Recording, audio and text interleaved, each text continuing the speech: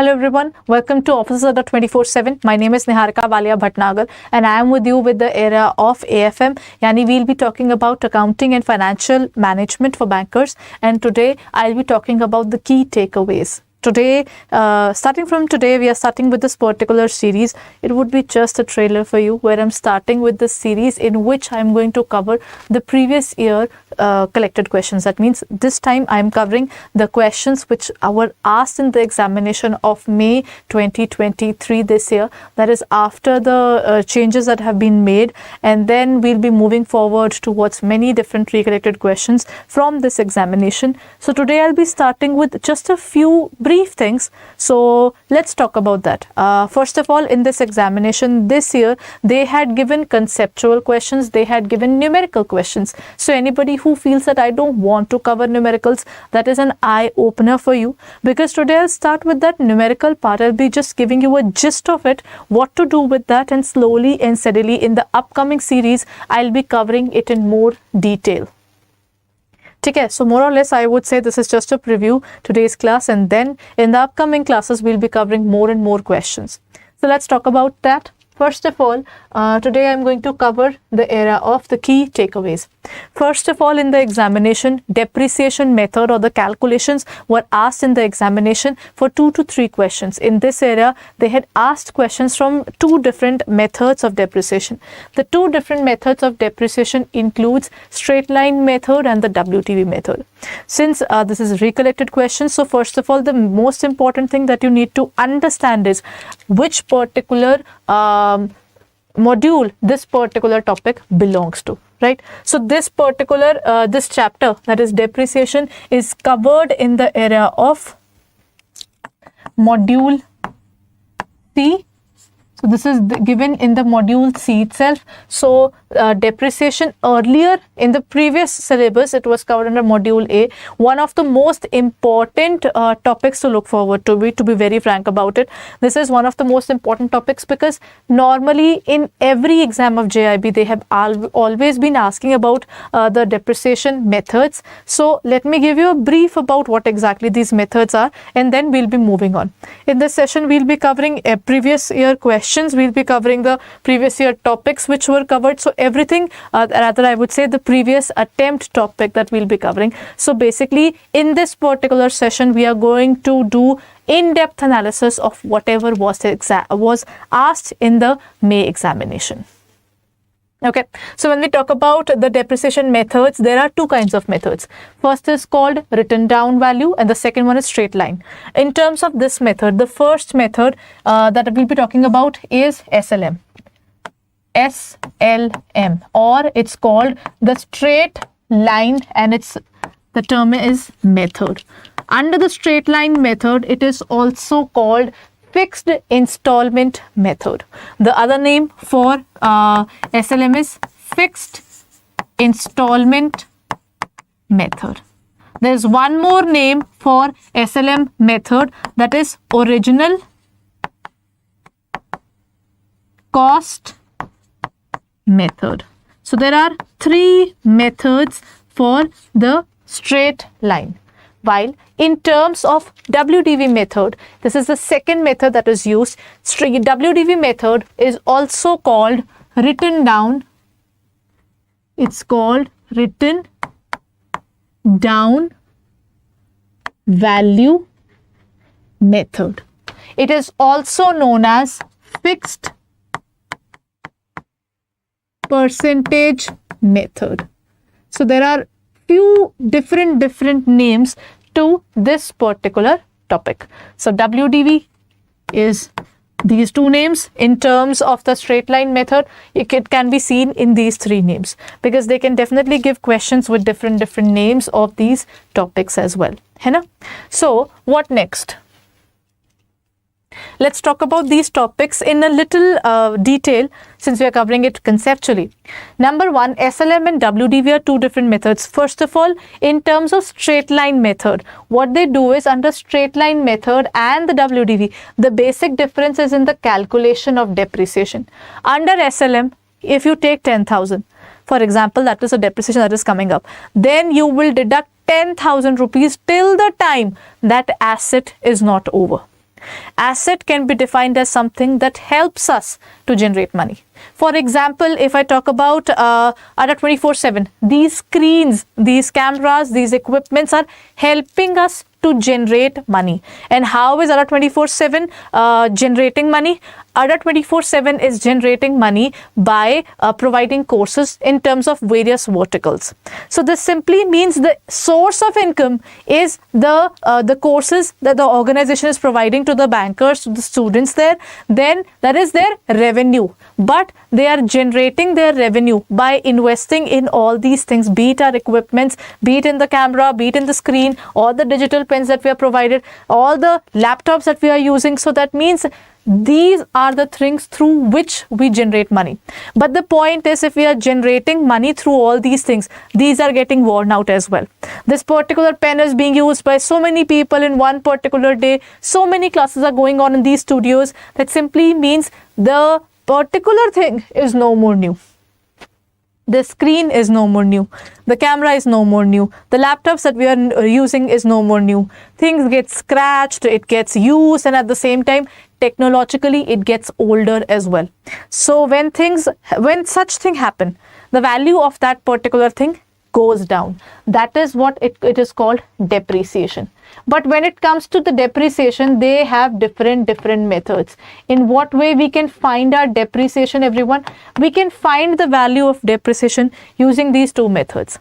Based upon what is the life of the asset. Maybe these kind of things can be used for, maybe if I say that the screen can be used for around 10 years. Then while WDV says we apply fixed percentage, WDV method says, what is the value today? I said 1 lakh. He said, just do 10% of it now, and then we are sorted. So in WDV, there is no specific hardcore and a difficult formula to look forward to. In SLM, there is a little chota sa formula that we have to learn, and then we'll be able to find out the value. Okay, let's talk about it in detail there. Okay, here comes the question. The question says, I hope it's visible right now. Numerical says that purchase plant and machinery worth rupees 1 lakh.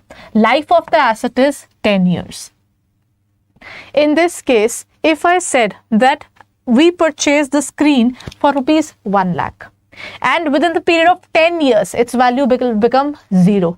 There is no salvage value. Salvage value is also called residual value. It's also called residual value, and it is also called scrap value. The value at which we sell these assets in scrap, because they are no longer of any use. So in this case, we will find our cost first, 1 lakh rupees, and then there is no salvage value. That means by the end of this particular life of this particular asset, it's all over. So it would be 0 divided by, what's the life? That is 10 years. So over the period of 10 years, we're going to use it. It becomes rupees 10,000.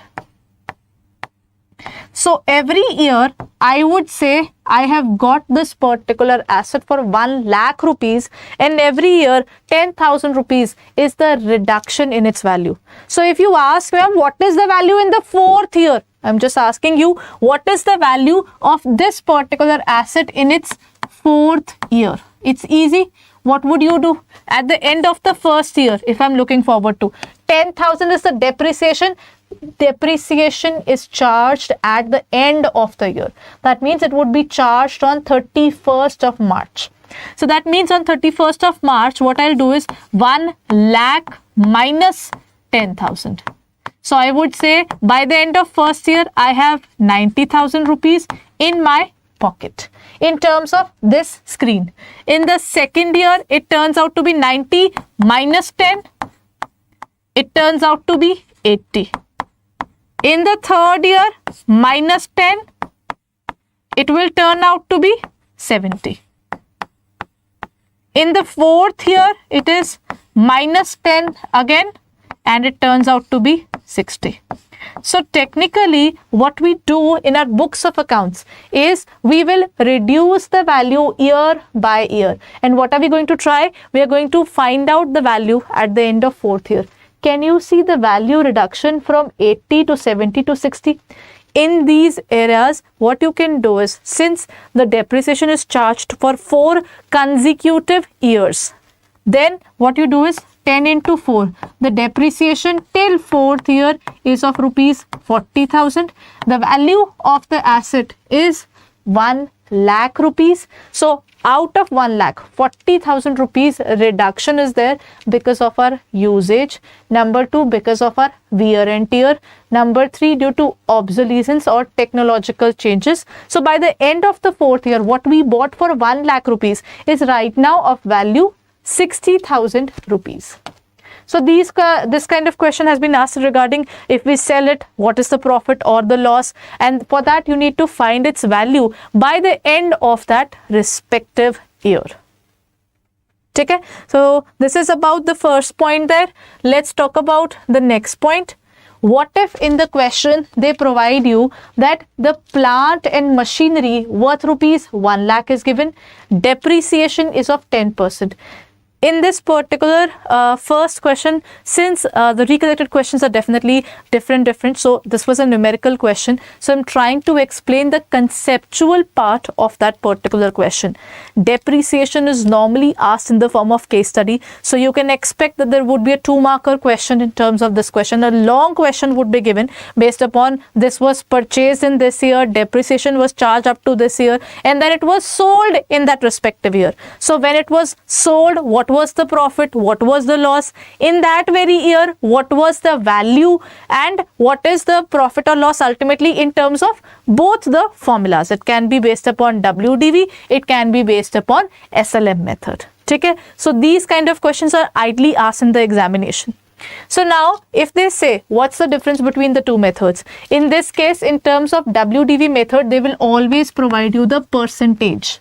So in this case, if I bought it for 1 lakh rupees, if it is bought for 1 lakh rupees, then 10% depreciation is there. 10% depreciation means it would be 10,000 rupees and it would be 90,000 ultimately. So if it is 90,000, then the next point of depreciation would be, now the point is, shall it be the same one? Will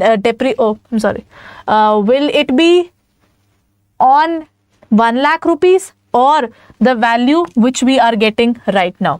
This is the main point that we have to think of. That is, now the depreciation will not be charged on the original value. It would be charged on the value that we have in this particular year by the end of the year. Written down value. The value that we get after charging the previous year depreciation is our current scenario. So in this case, when we are trying to find it up, it would be like 90,000, then 9,000, 10% of 90 would be charged. So,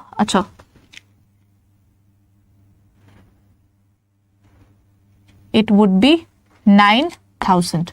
Now what is the value? It is right now 81,000. And then in the next year, it's gonna be again 10%. But you will charge depreciation on this value, not on the opening value. Okay? So there is the fixed part is the percentage. Rest everything is changing. See, in the first year we had 10,000 depreciation. In the second year we have 9,000. In the third year it turns out to be 8,100. So what is left is 72,900. By the time we are hitting the fourth year, another 10% is going to be reduced. It is going to be 7,290. Look at the difference that is coming. There, in terms of SLM method, we had an ease that the depreciation is already calculated and it remains same throughout the life of the asset. In this case, it changes every single year. The value has to be recomputed every year. So it is 90, then turns out to be 81,000. You started from 1 lakh rupees, then 90, then 81, then you went up to 72,900. So can you find the difference there? This is the difference between SLM and WDV method. Okay, moving on to the next pointer. the next point is what next was asked in the examination. In the examination, normally they ask question from the module A as well. In the module A, right now we have the area of the concepts. That means we'll be learning about the accounting basics in the module A, and that is the ideal place from where you should start your preparation for this examination. Now the first point is golden rules of accounting. The question was asked from the golden rules of accounting that among the golden rules of accounting we have real, personal and nominal account. So let's talk about that first. In the examination, the question was asked regarding real account. We have three accounts, as I told you: real account, personal account and nominal account. And the question was regarding golden rule of real account.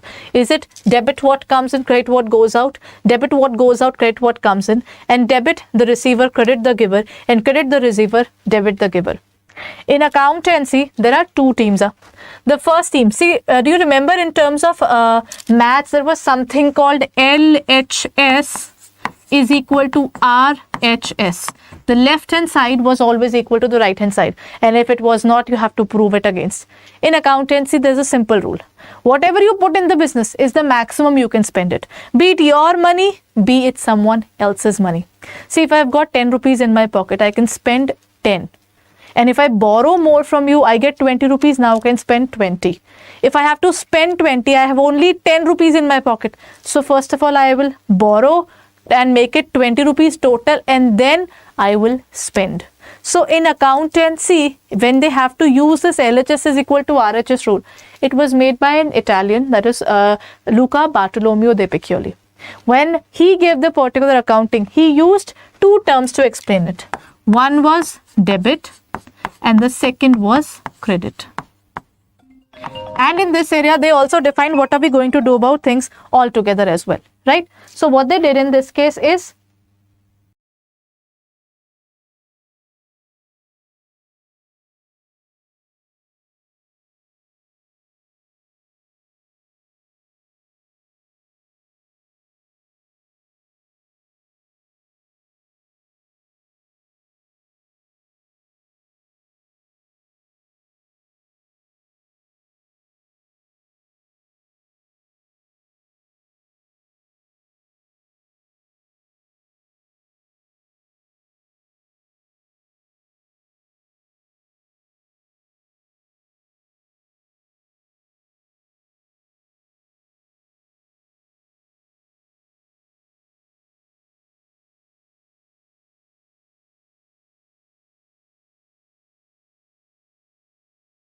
okay, so now when we talk about the golden rule of accounting, it says debit is equal to credit. This is the two topics which they took. Now the point that arises here is, what are the various rules of accounting? The golden rules of accounting were given by the Luca Bartolomeo de Piccioli, the particular person I was talking about. He's the father of accounting. In this area, when we talk about the rules of accounting, golden rules were given in terms of the British approach. There are two approaches which are broadly followed. One is the one which was given by British, and the other one was given by the American. The term debit and credit are being used in terms of the scenario to explain the right hand side and the left hand side. There are certain things they said this will always go on the debit side, and this is something that will always go on the credit side. Just like when we do in mathematics, 2 multiplied by 1 is equal to 2. Now that means in this area you will always find 2 multiplied by 1 is equal to 2. The LHS and the RHS are the same. In the same case, we also have a format, and we strictly follow that format. There is no exception, just like chemistry. There is, in chemistry you had exceptions. In accountancy, there is no exception to the rules. Now what are the rules? Number 1, we have real account, which is related to the assets. Okay, so it's related to the assets. That means something that generates money for the business. Second is personal account, that is related to assets, is revenue generating things. This generates revenue for us.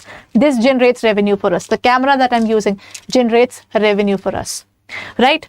Personal account talks about persons, because you give money to business, you generate money, you take money from people, है ना? So whatever you are doing with people, where the direct dealing is with the person, where you have to give money, where you have to receive money, and all those things where name of the person has to be noted. It is personal account. It can be human, it can be artificial person, that means a company. And then last one is nominal account. Nominal account talks about the expenses and incomes. So they said that on the debit side, whenever your real account is increasing, what comes in has to be debited. Look at this. Debit what comes in and credit what goes out. So if you want to learn it, just remember whatever comes in is debited. The opposite would be credited. So if you learn the first line, the second one would be known to you, because if you know what is dark, you will always understand the term which is light. Then debit, the receiver, the one who receives money from the business is receiver. The one who gives money to the business is the giver. Okay? The person, for example, bank is giving me loan. They are the giver. When someone takes a loan from me, they are the receiver. Then comes nominal account. Nominal account talks about all the expenses and losses and incomes and gains.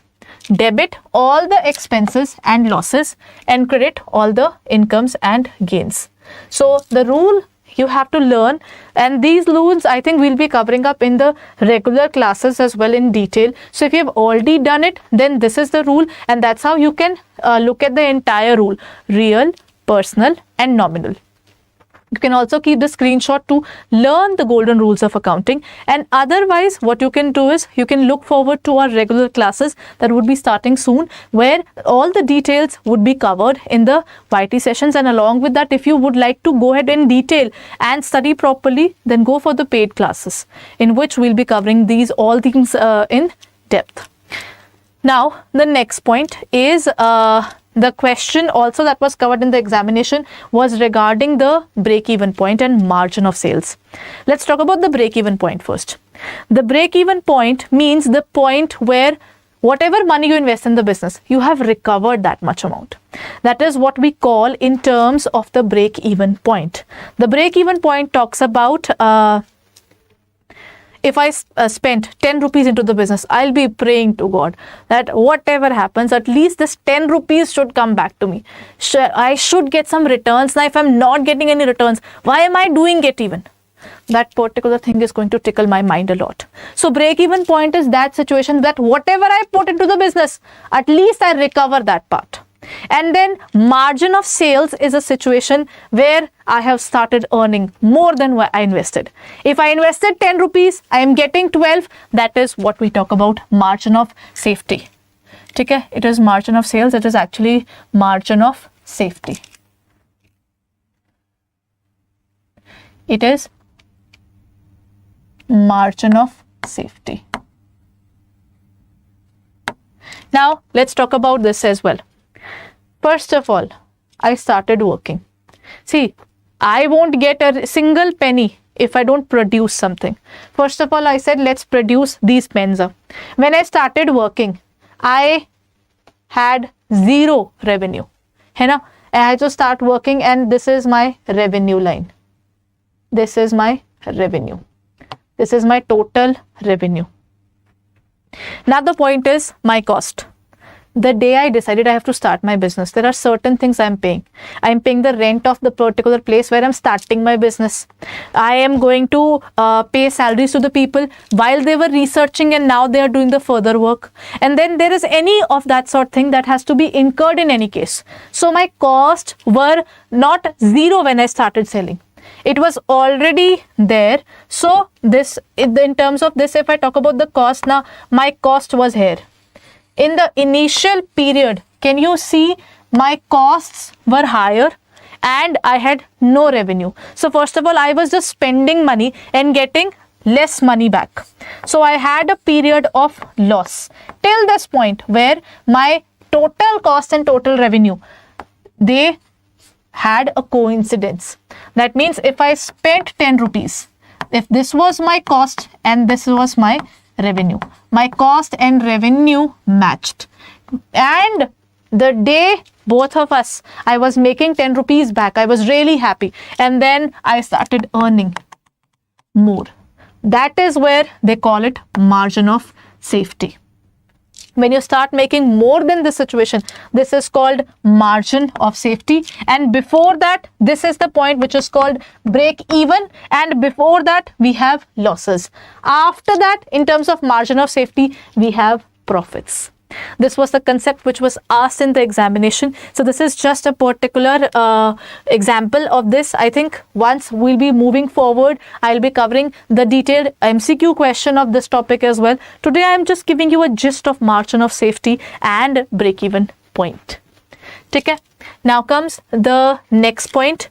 There was a particular question which was asked regarding the income tax. The question said that deduction in respect of Provident Fund, NPS, that is National Pension Scheme, then PPF, insurance premium, investments which were up to 1.5 lakh is covered under Section 80C, 80G, 80D and 80U. Under which is this particular topic that they're talking about is covered. When we talk about Provident Fund, insurance premium, investments is the Section 80C of Income Tax Act, Chapter 6A. So this is where you will find it. This is 80C. So today I have covered a few questions of the area related to the module D as well as some concepts of module A. In the upcoming sessions, I am going to go in detail. We'll be covering more MCQs and the conceptual part which was covered in the examination. And I think by the end of this series, you will realize they have become way too balanced. In the examination, they are not just asking one particular module and you are getting a good score. You will have to prepare in a balanced way from all the areas to score well. So now if you're looking forward towards these classes in detail, what you can do is you can look forward to our paid classes, as we are starting with our paid classes from the coming Monday. So that simply means if you're looking forward to it, first of all, if you're looking forward to our classes, you can take up our JAIIB and JAIIB classes there. In terms of that, you can go on to our JAIIB CIB Mahapack. At this point of time, double validity is going on. This would end up soon. So it's way better that you take it up as early as possible at the maximum discounts. In terms of this, what will happen is you have got JAIIB CIB Ka Mahapack 2.0 in this particular batch. What will you get? You will get live classes. You will get the video courses. You will get okay. First of all, you will get live classes.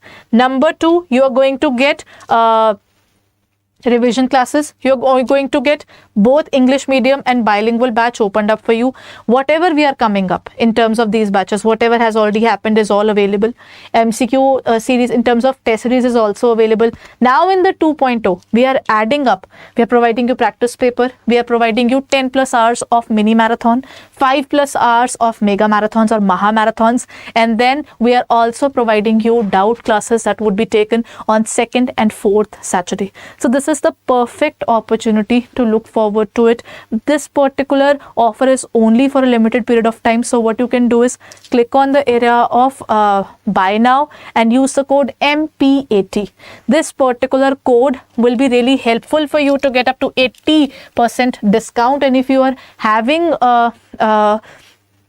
the app, or if you haven't downloaded it, then download it and get up to 81% of discount. 1% additional will be available and it will cost you 11577.80. And these are all the benefits that are available: live classes, video courses, ebooks, test series, mini and maha marathons, practice sessions as well as the doubt sessions, practice papers as well as the doubt sessions. So all these things are available. So kindly go ahead and check it out on our website or in our app for further details, and hurry up before this particular offer ends. Buy it and look forward to these sessions. This is only for this particular pack includes JAIIB and CIB. You can also take up Mahapack for only JAIIB, or you can take up the classes. But I think this one is the win-win situation.